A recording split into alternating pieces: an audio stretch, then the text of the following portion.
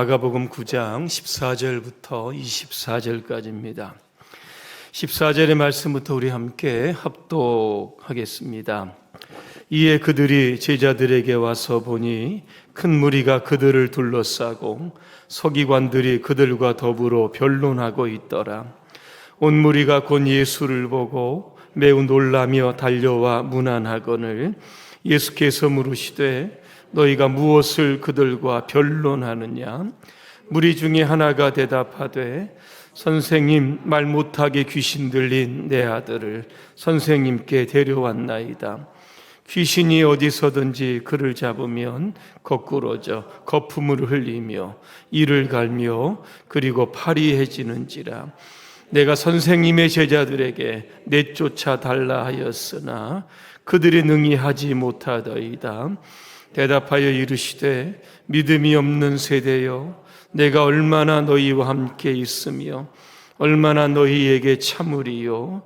그를 내게로 데려오라 하시매 이에 데리고 오니 귀신이 예수를 보고 곧 그 아이로 심히 경련을 일으키게 하는지라. 그가 땅에 엎드러져 구르며 거품을 흘리더라. 예수께서 그 아버지에게 물으시되 언제부터 이렇게 되었느냐 하시니 이르되 어릴 때부터니이다.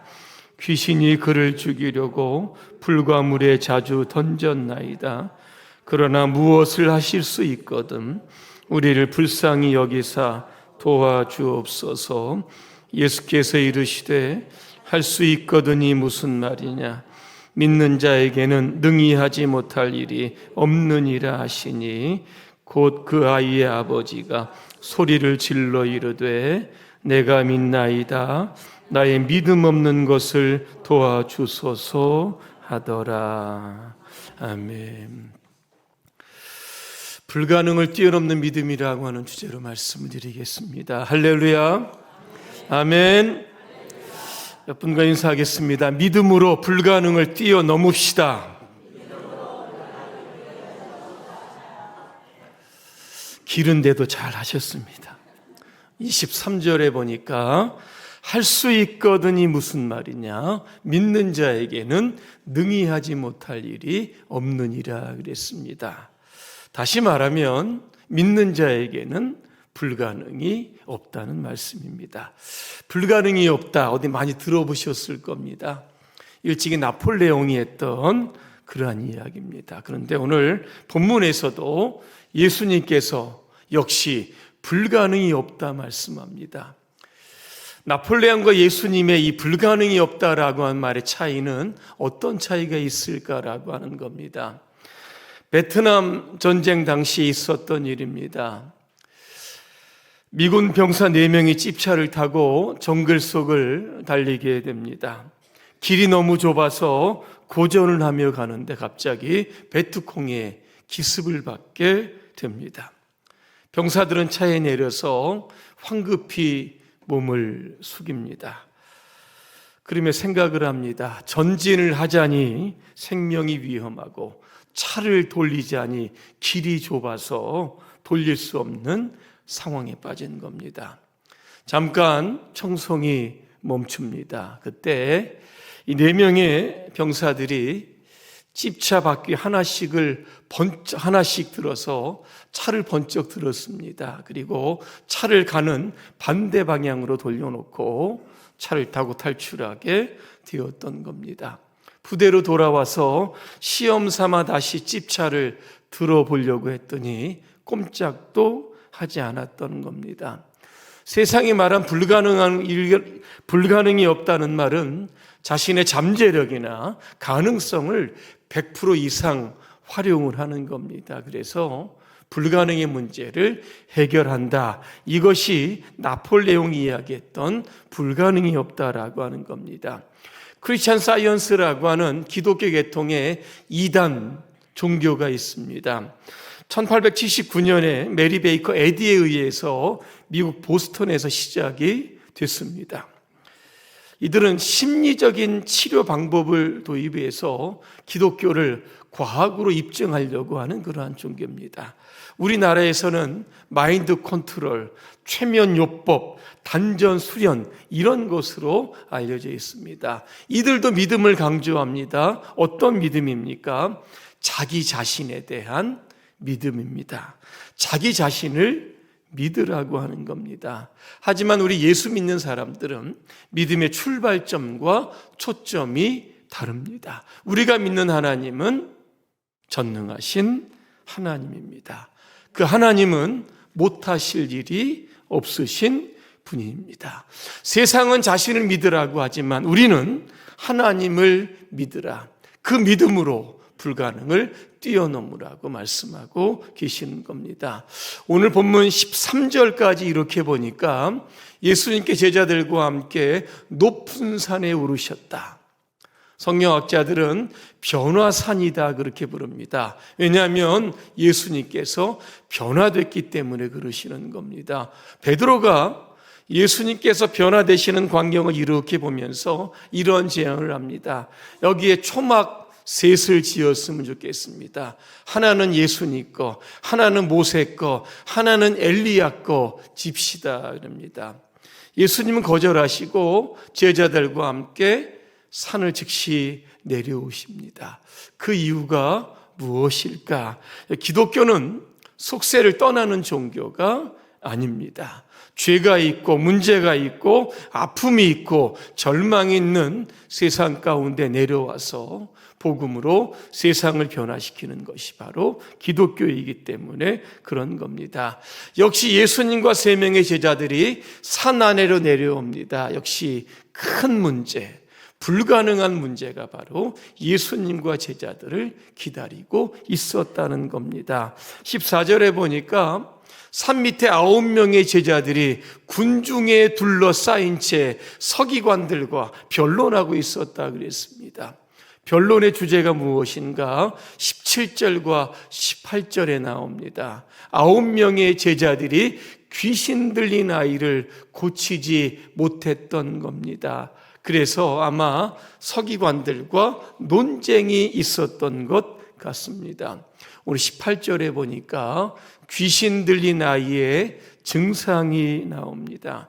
귀신이 어디서나 이 아이를 사로잡으면 이 아이를 거꾸로 들인다는 겁니다. 아이가 거품을 흘리고 이를 갈고 몸이 뻣뻣해진다. 여러분 간질 증세 이거 보였던 겁니다. 22절에 보니까 귀신이 이 아이를 죽이기 위해서 불과 불에 던졌다 그랬습니다. 여러분 마태, 마가, 누가, 요한 4복음서에 보면 귀신의 이야기들이 굉장히 나옵니다. 사람을 제압해서 사로잡고 어떤 사람은 군대 귀신에 사로잡힌 사람도 있었습니다. 왜 귀신들이 예수님 시대부터 지금까지 이렇게 활개를 치고 있는 것일까? 에베소 2장 2절입니다. 귀신을 가리켜서 공중의 권세 잡은 자다 이렇게 말씀합니다. 공중이라고 하는 것은 세상이라고 하는 겁니다. 귀신이 이 세상을 지배하고 있다라고 하는 겁니다. 때로는 어떤 사건이나 어떤 악인들을 사용해서 끔찍한 범죄도 유발시키고 있다는 겁니다. 성경에 보니까 마지막 시대, 주님이 이 땅에 오실 시대가 되면 귀신들은 더 발악한다 그랬습니다. 여러분, 이 귀신 들린 아이는 자신이 할 수 있는 것이 하나도 없습니다. 강력한 귀신에 의해서 조정을 받고 이렇게 사로잡혔기 때문에 넘어지게 하면 넘어질 수밖에 없는 겁니다. 불에 던지고 물에 던지면 던져질 수밖에 없는 상황에 놓였다라고 하는 겁니다. 그럼 이 귀신의 문제, 그럼 불가능한 문제 아니겠습니까? 이거 어떻게 해결할 수 있을까? 요한 1서 3장 8절입니다. 죄를 짓는 자는 마귀에게 속하나니 마귀는 처음부터 범죄함이라. 하나님의 아들이 나타나신 것은 마귀의 일을 멸하려 하심이라 그랬습니다. 오늘 9명의 제자들 귀신을 쫓아내는 꾀 사역에 오늘 실패를 했던 겁니다. 오늘도 귀신의 문제를 비롯해서 우리가 당면한 불가능한 문제들이 있다는 겁니다. 내 힘으로는 해결할 수 없는 영적인 문제들도 있을 것이고 삶에 불가피한 그런 문제들도 있을 겁니다. 어떻게 이 문제를 해결해야 되는지 두 가지 말씀을 드립니다. 첫째는 불가능을 뛰어넘기 위해서는 큰 믿음을 소유해야 하는 겁니다. 그러면 제자들이 왜 귀신을 쫓아내는데 실패했을까? 원인이 있지 않겠습니까? 그 원인이 19절에 나옵니다. 믿음이 없는 세대여, 이렇게 말씀합니다. 오늘 예수님은 이 말씀을 누구를 향해 선포를 하냐면 귀신 들린 아이를 고치는 제자들과 서기관들과 종교 지도자들과 함께 모였던 수많은 사람들, 그 대상들을 향해서 말씀하고 있다는 겁니다. 당시에 종교의 지도자들이라고 했던 바리새인이나 사두개인이나 서기관들, 얼마나 열심히 예수님 믿는 사람들입니까? 그들을 향해서 너희가 믿음이 없다, 그렇게 말씀하고 있는 겁니다. 그 안에는 유대교 신자도 있습니다. 왜? 하나님을 믿는 신자들입니다. 하나님을 믿는 믿음이 너희에게도 없다, 그렇게 말씀하고 있는 겁니다. 따로 제자들이 나중에 예수님을 찾아옵니다. 왜 우리는 귀신을 쫓아내지 못했습니까? 이러한 질문에 예수님께서 마태복음 17장 여기에서 말씀하시는데 너희들의 믿음이 작은 까닭이다, 그렇게 말씀합니다. 마태복음 17장 20절 제가 한번 읽어드립니다. 이르시되 너희 믿음이 작은 까닭이니라 진실로 너희에게 이르노니 만일 너희에게 믿음이 겨자씨 한 알만큼만 있어도 이 산을 명하여 여기서 저기로 옮겨지라 하면 옮겨질 것이요 또 너희가 못할 것이 없으리라 말씀합니다. 믿음이 작다는 거, 이게 무슨 뜻일까를 한번 좀 고민을 해보았습니다. 이 곤충학자였던 루이스 로스차일드라고 하는 분이 계십니다. 이분이 이 벼룩 박사로도 이렇게 통하는 분인데 벼룩을 가지고 실험을 했다는 겁니다. 이 벼룩이 뛰어 한 30cm 정도를 뛰어오르게 됩니다. 하지만 높이 10cm의 유리컵에 넣고 뚜껑을 딱 닫았다고 합니다.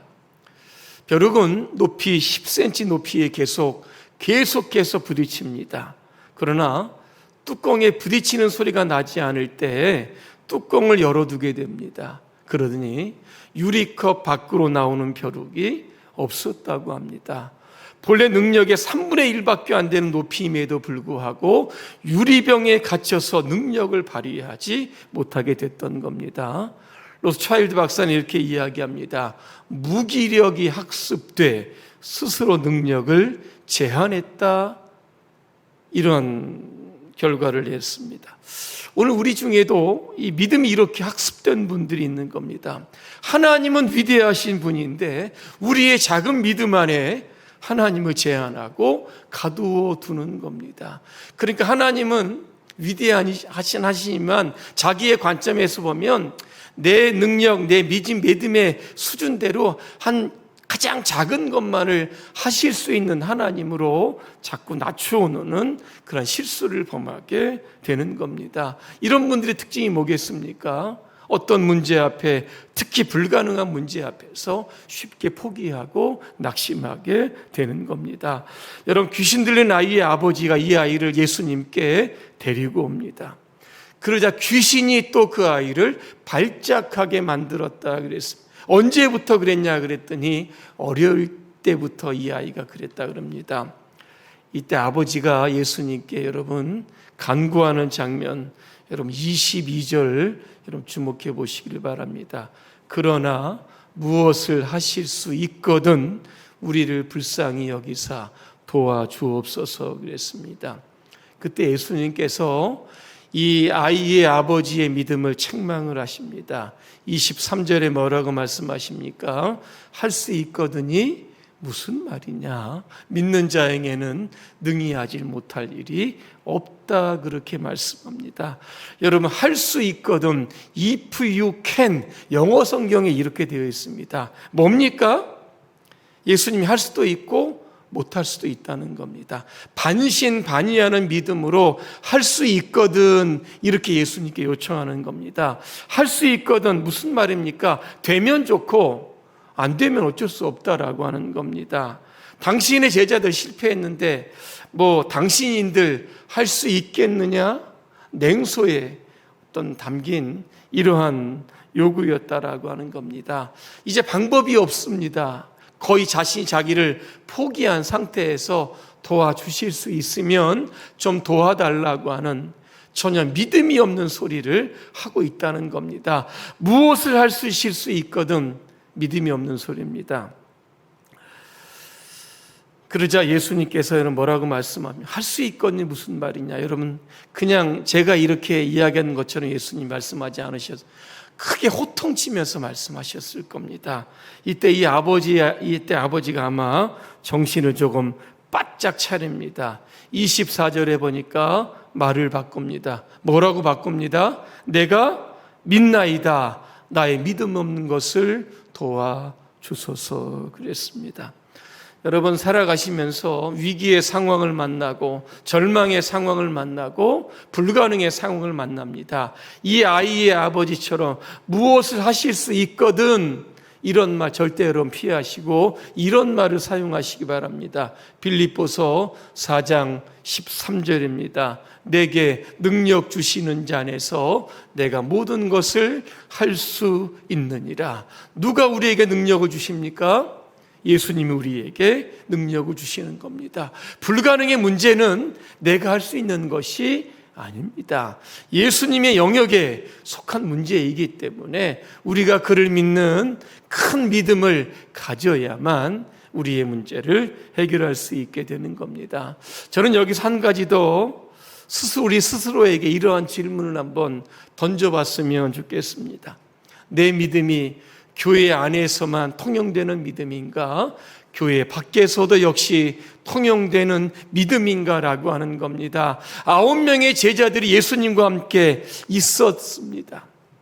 믿음이 있는 것 같았고 예수님 제자들 쫓아내시고 나중에 제자들도 쫓아내지만 뭔가 할 수 있을 것 같았는데 오늘 예수님이 눈에 보이지 않으니까 귀신 쫓는 일조차 하지 못했던 겁니다. 예수님이 있으면 믿음이 있는 것 같은데 예수님이 없으니까 그 믿음도 어딘가는 사라지게 되었다는 겁니다. 우리도 신앙생활 오래 합니다. 교회 안에 직분도 많습니다. 목사님, 장로님들도 있고 권사님, 집사님분들도 있습니다. 예배하고 기도하고 봉사하고 헌신하면 다 믿음이 있는 것 같은데 세상에 나가서 세상에 발휘되는 그러한 믿음이 세상 사람들에게 좀 보여달라고 하면 그 믿음을 보이지 못할 때가 있다는 겁니다. 그런 믿음은 죽은 믿음일 겁니다. 보이기 위한 전시용 믿음일 겁니다. 그래서 우리는 교회 안에서도 유통이 되고 세상 안에서도 통용이 되는 그러한 믿음을 소유해야 하는 겁니다. 왜냐하면 하나님은 교회 안에만 계시지 않고 교회 밖에도 계시기 때문에 그런 겁니다. 불가능한 문제 여러분 앞에 직면해 계십니까? 여러분 큰 믿음을 가지시기 바랍니다. 도전하시기 바랍니다. 용기를 내시기를 바랍니다. 그래서 이 문제를 해결하시기를 주님의 이름으로 축복합니다. 또 한 가지 불가능을 뛰어넘기 위해서는 여러분 기도해야 합니다. 9명의 제자들이 귀신 들리는 아이를 고치지 못합니다. 조금 창피했을 겁니다. 나중에 이 제자들이 예수님을 찾습니다. 왜 우리는 귀신을 쫓아내지 못했습니까? 그랬더니 오늘 우리가 읽지 않았는데 본문 뒤쪽으로 가면 28절과 29절에 그 답을 내려주십니다. 제가 읽어드립니다. 집에 들어가심에 제자들이 조용히 묻자오되 우리가 어찌하여 능히 그 귀신을 쫓아내지 못하였습니까? 이르시되 기도 외에는 다른 것으로는 이런 종류가 나갈 수 없다 그랬습니다. 왜 제자들이 귀신을 쫓아내지 못했습니까? 이유는 기도하지 않았기 때문이다. 결론은 이겁니다, 여러분.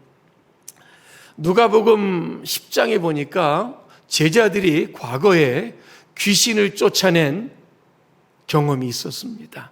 70명의 제자들을 전도대로 파송을 하시는데 이 제자들이 나가서 귀신 들린 사람을 고쳤던 겁니다. 자, 과거에 내가 한번 성공했지 않습니까? 이번에도 성공할 것이다. 예전에도 성공했는데 지금 내가 못할 것이 무엇이겠는가라고 하는 어떤 신앙이 조금 자만심이 조금 생겼던 것 같습니다. 그러다 보니까 기도하지 않은 겁니다. 또 하나, 왜 제자들이 기도하지 않았을까 이렇게 생각해 보니까 12명의 제자들 사이에 흐르는 은근한 경쟁심, 이런 것들이 아마 작용하지 않았을까 그런 생각이 듭니다. 예수님께 제자들 3명을 데리고 높은 산에 오르십니다. 3명의 제자들이 누굽니까? 베드로, 야고보, 요한입니다. 예수님은 늘 어디에 가시든지 꼭 이 3명의 제자들만 데리고 다니십니다. 그러니까 9명의 제자들이 소외된 느낌이 드는 겁니다. 우리는 뭔데 왜 예수님은 베드로, 야고보, 요한만 데리고 다니실까? 늘 그런 생각, 피해의식을 가지고 있었다는 겁니다. 근데 지금 보니까 상황이 어떻습니까? 예수님과 3명의 제자, 예수님의 3인방이 눈에 안 보이는 겁니다. 그런 상황에서 9명의 제자들, 여러분 어떤 생각을 했겠습니까? 야, 이번이 우리가 예수님께 능력 인정을 좀 받을 수 있는 기회다, 그렇게 생각을 했던 겁니다. 그래서 9명의 제자들이 아마 애를 써서 귀신을 쫓아내려고 했던 것 같은데 결국은 실패했던 겁니다. 이유가 무엇일까? 예수님께 인정받고 싶은 그런 욕구가 굉장히 강력하게 좀 작용을 좀 했던 것 같습니다. 그러다 보니까 기도하지 않고 그 죽기 사역에 실패하게 됐던 겁니다. 어떤 분은 이야기합니다. 우리가 기도하지 않는 이유는 바로 우리가 교만하기 때문이다, 이런 말을 합니다. 내가 다 할 수 있으니까 굳이 하나님이 필요하시겠느냐? 그래서 기도하지 않는다는 겁니다. 기독교는 기도의 종교입니다. 우리가 기도를 잃어버리면 능력을 상실하고 역시 믿음도 상실하게 되는 겁니다. 앤드류 머레이는 이런 말을 합니다. 기도는 사람의 무능과 하나님의 전능 사이의 이음줄이다 그랬습니다. 현대가 굉장히 요즘 분주해졌습니다. 그래서 가장 첫 번째 잃어버린 것이 바로 기도라고 하는 겁니다. 기도하지 않고 무언가 계속 쫓겨 살도록 만드는 것, 이것이 바로 사탄의 전략입니다. 이제는 우리는 결단해야 되는 겁니다. 내 힘과 능력으로 살아갈 것인가? 기도를 통해서 하나님의 능력으로 불가능의 문제를 해결하며 살 것인가라고 하는 겁니다. 결론입니다.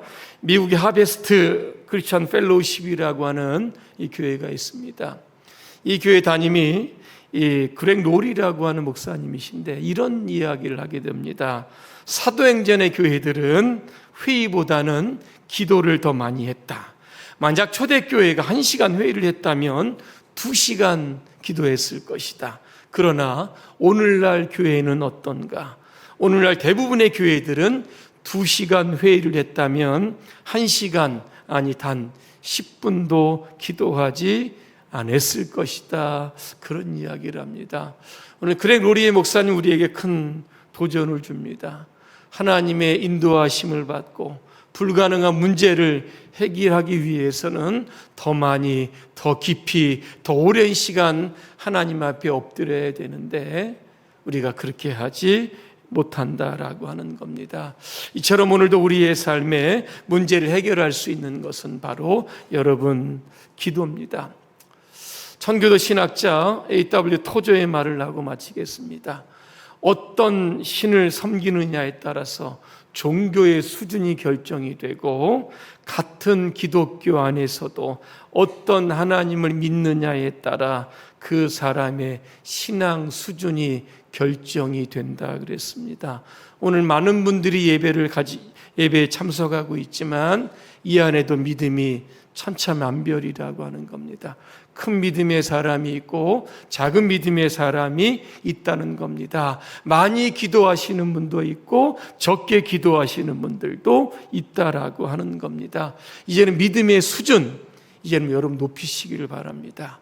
큰 믿음을 가진 사람이 기도를 통해서 하나님의 큰 역사를 경험하게 될 줄로 믿습니다. 올 한 해 여러분 얼마 남지 않았는데 여러분이 지금 부딪혀 있는 문제들 다 있습니다. 저도 마찬가지입니다. 어떻게 하면 우리 교회가 크게 부흥하는 초대교회의 그 영광, 그 부흥을 재현할 수 있을까? 늘 이 문제를 놓고 저도 기도하고 있습니다.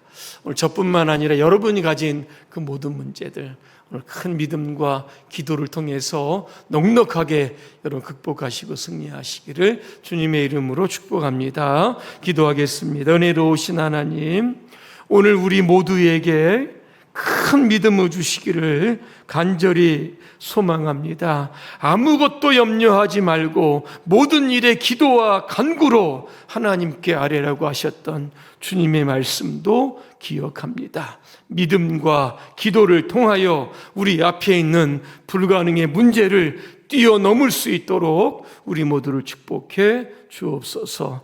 예수님의 이름으로 기도합니다. 아멘.